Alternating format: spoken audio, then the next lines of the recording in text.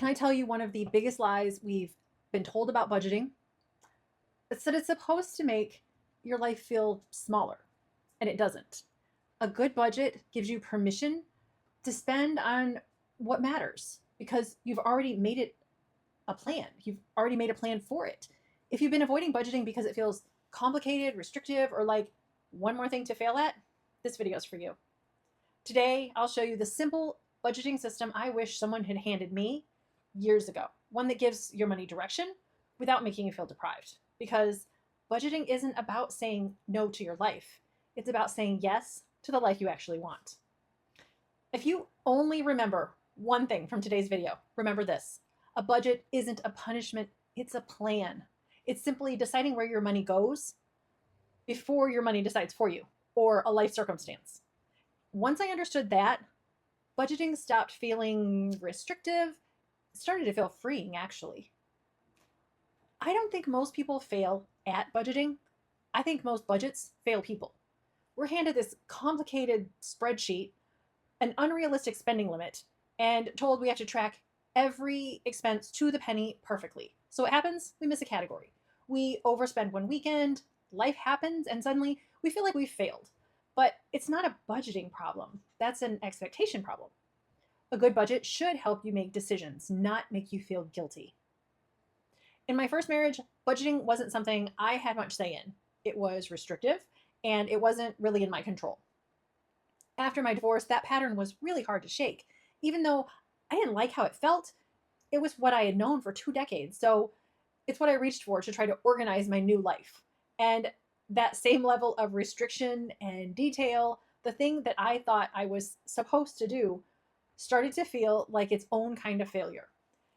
And that's where I landed on something different. The best budget isn't the most detailed one or the most controlled one. It's the one that you can actually stick to without feeling like it's some sort of punishment.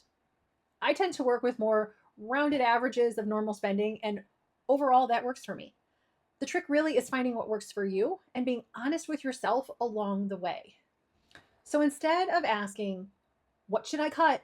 Ask, what matters most to me?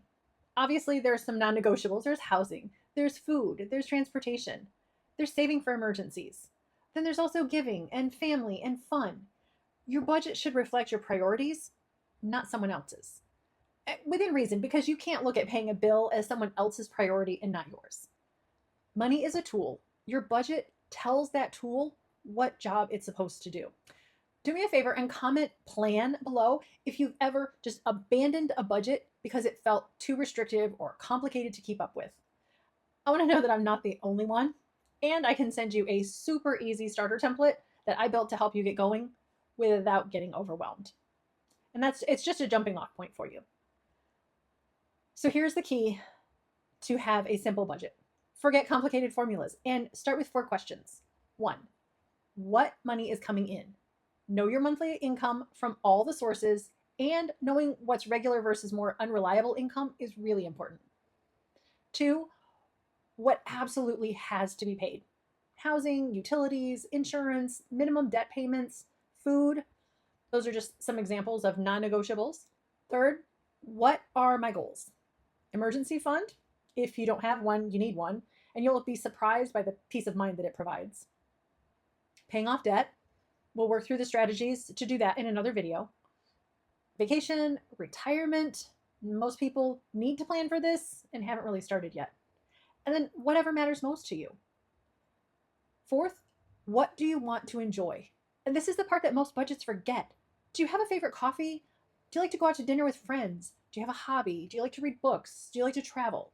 If you enjoy it, plan for it. When you intentionally include joy in your budget, you're so much less likely to abandon it halfway through the month, or maybe 2 months in, depending on your tolerance for self-inflicted pain.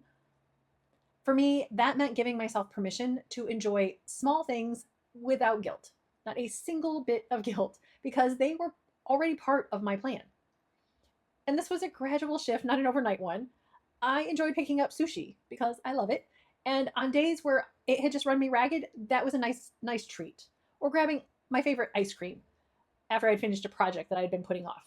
It's salted caramel chip from the local ice cream shop, by the way. I didn't have to explain myself or my choices to anyone anymore. And I need to be reasonable about it. It wasn't a free for all. But building in a little room for the things that made me happy, well, that's what made the budget actually stick. Progress will beat perfection every single time. Your first budget won't be perfect. Mine wasn't. My current one isn't perfect every month. Life changes, unexpected expenses happen.